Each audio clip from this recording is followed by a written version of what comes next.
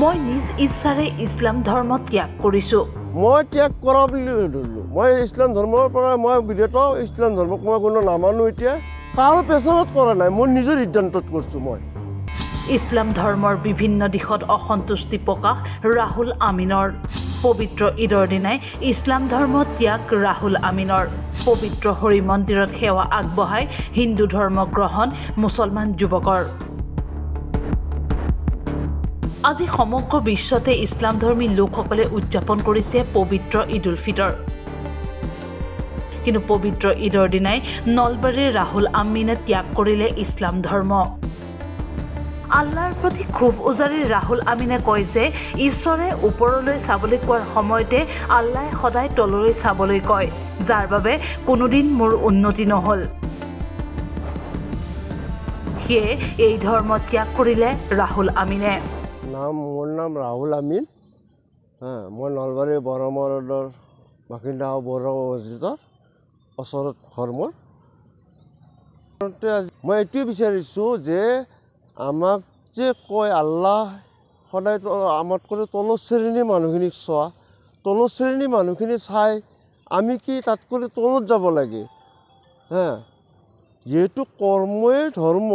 আজি আমাৰ বিজেপি চৰকাৰখনে যেতিয়া কৰ্ম কৰিয়ে ধৰ্ম কৰিছে, আজি সেইটো বিচাৰিছোঁ মই।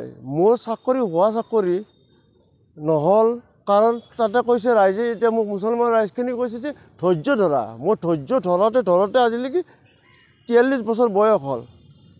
ধৈৰ্য ধৰোঁতে মোৰ মৰিবৰ কালে হ'ল, মৰাৰ কালে হ'ল। তেতিয়া আল্লাই কেতিয়াই চাব? আল্লাই যদি এনেকৈ চায়ে তেতিয়াহ'লেতো মই হেৰি কৰিব নালাগিছিল। আজি মোৰ চাকৰিটো কিয় বন্ধ হৈ থাকিল, কিয় হেৰি হৈ থাকিল? নলবাৰীৰ ঐতিহ্যমণ্ডিত শ্ৰী শ্ৰী হৰি মন্দিৰত ভগৱান শ্ৰীকৃষ্ণক সেৱা আগবঢ়াই হিন্দু ধৰ্ম গ্ৰহণ কৰে। মই ত্যাগ কৰা বুলি ধৰিলোঁ। মই ইছলাম ধৰ্মৰ পৰা মই বিৰত। ইছলাম ধৰ্মক মই কোনো নামানো।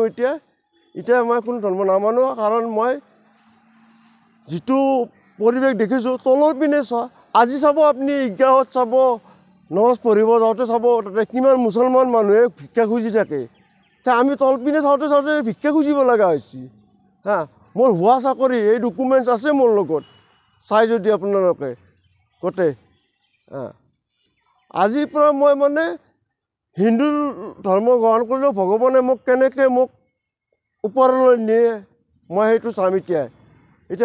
কাৰণ কিয় বিজেপি চৰকাৰেও কৈছে যে ওপৰত দেখি চোৱা, তোমালোকে তলত দেখি নহয়। কিন্তু ভগৱানেও কয় ওপৰত দেখি চাব লাগে। আমাৰ মুছলমানে কয় তলত দেখি চোৱা, ধৈৰ্য ধৰা হৈ থাকিব। আজি 43 বছৰলৈ মই ধৈৰ্য ধৰি থাকিলোঁ। কোনো এটা হেৰি নাহিল, ফাইদা নাহিল। কাৰো প্ৰেছাৰত কৰা নাই, মই নিজৰ সিদ্ধান্তত কৰিছোঁ। মই ইছলাম ধৰ্মী ব্যক্তিগৰাকীয়ে হিন্দু ধৰ্ম গ্ৰহণ কৰাৰ বাবে যাতে কোনো লোকে তেওঁক ক্ষতি কৰিব নোৱাৰে, তাৰ বাবে মুখ্যমন্ত্ৰী ডক্টৰ হিমন্ত বিশ্ব শৰ্মাৰ পৰাও বিচাৰিছে সহায়। কাৰণ মই এইটো ধৰ্মক নামানো, কাৰণ যিটো ধৰ্মই তলৰ পিনে চাব দিয়ে।